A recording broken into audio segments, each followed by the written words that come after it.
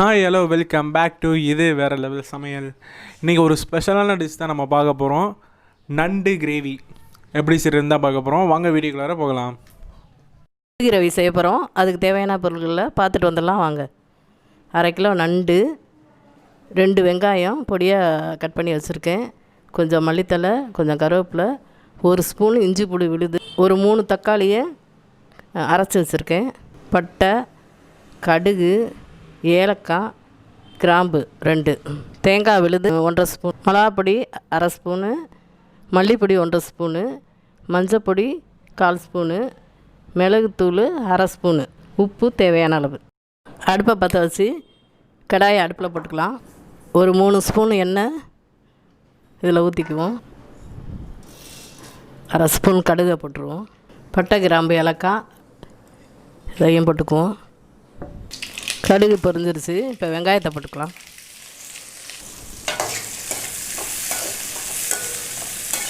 இப்போ இந்த அளவு கருவேப்பிலை போட்டுக்குவோம். இந்த கண்ணாடி பதம் வர வரைக்கும் வதக்குங்க.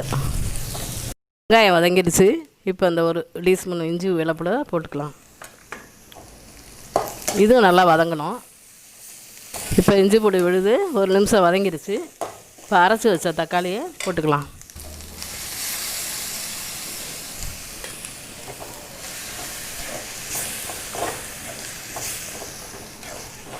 தக்காளியை ஒரு 2 நிமிஷம் வதக்கிக்கணும். இப்போ தக்காளியை நல்லா வதங்கிடுச்சு. மஞ்சத்தூள், மல்லித்தூள், மிளகாத்தூள் 3ஐயும் போட்டுக்குவோம். மசாலா வதங்கிடுச்சு. இப்போ நண்டை போட்டுக்கலாம்.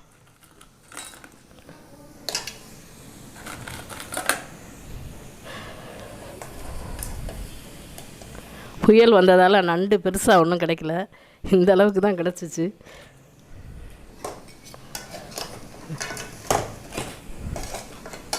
இந்த மசாலாவோட இந்த நண்டை 1 நிமிஷம் வதக்கிக்கலாம். ஒரு 1/4 ஸ்பூன் உப்பு போட்டுங்க. பத்தலைனா போட்டுக்கலாம். நீங்கள் நிறைய காரம் சாப்பிட்றவங்களா இருந்தால் இன்னும் ஒரு 1/2 ஸ்பூன் போட்டுக்கலாம். நான் கடைசியாக அந்த மிளகுத்தூள் போட்டு இறக்குறதால எங்களுக்கு இந்த அளவுக்கு போதும்.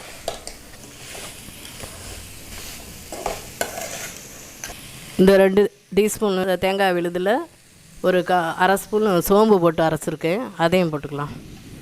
வதங்கிருச்சு. இப்போ இந்த அளவுக்கு தண்ணி எடுத்து ஊற்றிக்கணும். இப்போ அவ்வளோதான். இதை நல்லா மூடி ஒரு 10 நிமிஷம் வேக விடுவோம். அவ்வளோதான், நண்டு நல்லா வெந்துருச்சு. நான் 10 நிமிஷம் மீடியம் தீயில் வச்சேன். இப்போ கடைசியாக மிளகுத்தூளை போட்டுக்கலாம். இது 1/2 ஸ்பூனு. மிளகுத்தூள் எப்பயுமே கடைசியாக தான் போட்டுக்கணும், இல்லைன்னா கசப்பு தன்மை வந்துடும். அவ்வளோதான், நண்டு கிரேவி ரெடி.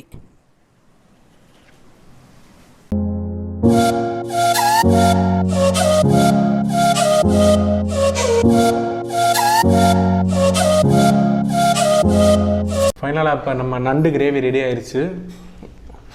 நண்டு கிரேவி இதை நம்ம ரைஸோட சாப்பிட்டு பார்த்துடலாம்.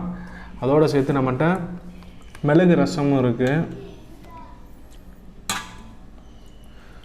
நண்டு கிரேவி, மிளகு ரசம் வேறு லெவலில் இருக்க போகுது டேஸ்ட்டு.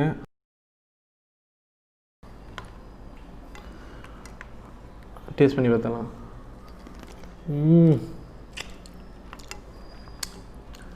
சின்ன நண்டாக இருந்தாலும் நல்லா ஜூஸியாக இருக்குது, சூப்பராக இருக்குது. மிளகு ரசம் அதோட வாங்க, ரசம் நண்டு